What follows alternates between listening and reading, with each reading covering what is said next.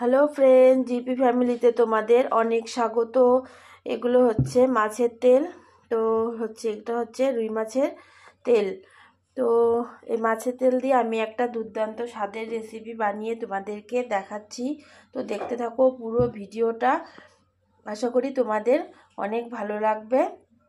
ভিডিওটা কেউ স্কিপ করবে না, পুরো ভিডিওটাই দেখবে আমি কিভাবে বানাচ্ছি মাছের তেল দিয়ে এই দুর্দান্ত স্বাদের রেসিপি।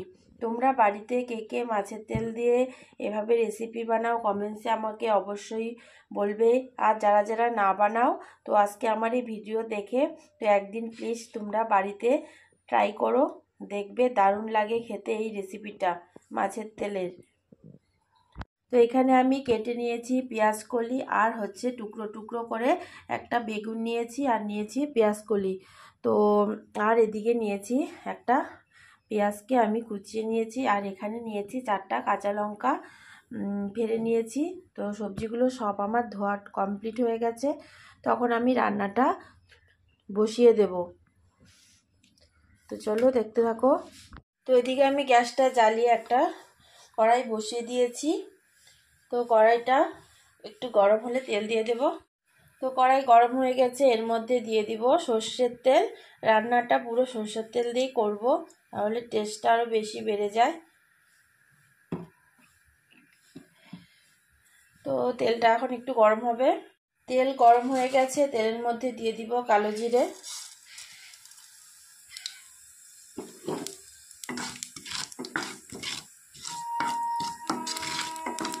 এভাবে মাছের তেল রান্না করলে খেতে দারুণ লাগে।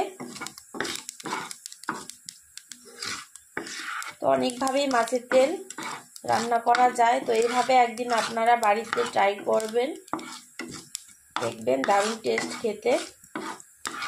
শীতকালে তো পেঁয়াজকলি অ্যাভেলেবেল পাওয়া যায়, তো পেঁয়াজকলি দিয়ে এইভাবে মাছের তেল খেলে দারুণ টেস্ট। তো কালো জিরাটা সেন্ট বেরিয়ে গেছে, এর মধ্যে আমি এখন দিয়ে দিব কুচনো পেঁয়াজ।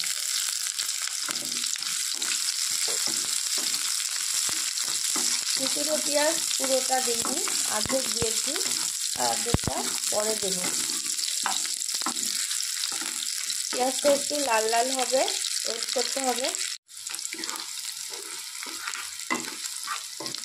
তো পেঁয়াজটা একটু লাল লাল হয়ে এসছে, আমি এখন এর মধ্যে দিয়ে দিব মাছের তেল।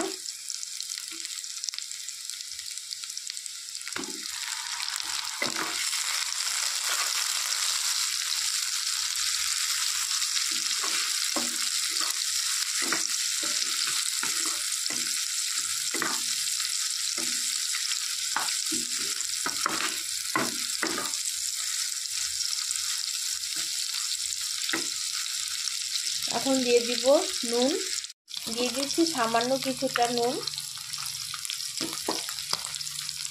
আর দিয়ে দিচ্ছি হলুদ গুঁড়ো অল্প পরিমাণে।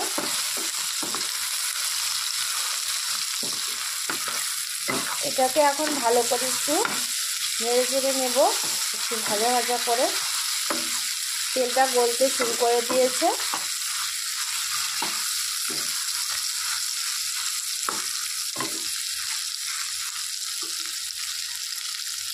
তো তেলটা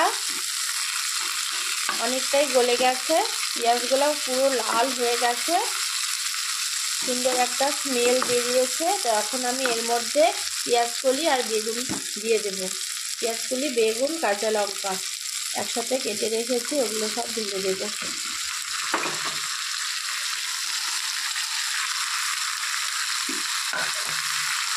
এখন দিয়ে দিব স্বাদ মতো নুন। নুন আগেও অল্প পরিমাণে দিয়েছিলাম। তো আর দিয়ে দিব হলুদ গুঁড়ো কিছুটা পরিমাণে, আগেও অল্প হলুদ দিয়েছিলাম, ওই পরিমাপটা বুঝে দিতে হবে। তো এখন একটু ভালো করে নেড়ে চেড়ে নেব।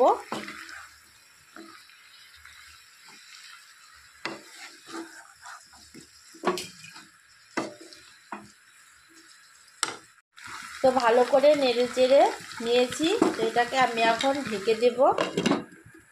আবার ফিরে আসছি 3 মিনিট পর।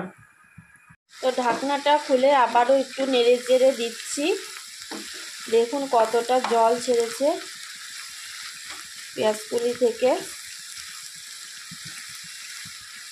নেড়ে চেড়ে আবারও একটু ঢেকে দেব।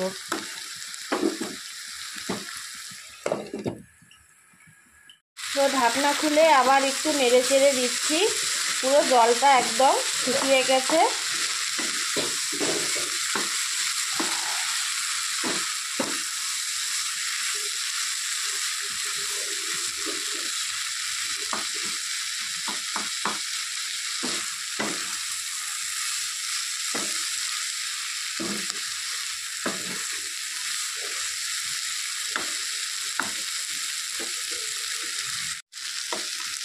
তো এটা এখন একদম রেডি হয়ে গেছে।